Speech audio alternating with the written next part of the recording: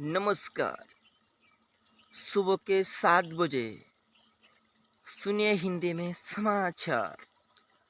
भरधाव वेगात विमान चालत असताना मच्छराची त्याला जोरात धडक, विमान कोसळला आणि विमानातले प्रवासी सुसून हॉस्पिटलला दाखल। मच्छराचा पंख मोडला, मच्छराने पुन्हा भरारी मारली। ताजा खबर। म्हशीच्या जोरदार वेगाने सणासाला बसलेल्या महिला मंडळ ताटकन उभा झाल्या। त्यांना विमानासारखा त्या म्हशीच्या पंखाचा आवाज आला। त्या चकित झाल्या। आजची ताजा खबर, ठळक बातम्या संपून गेल्या आहे।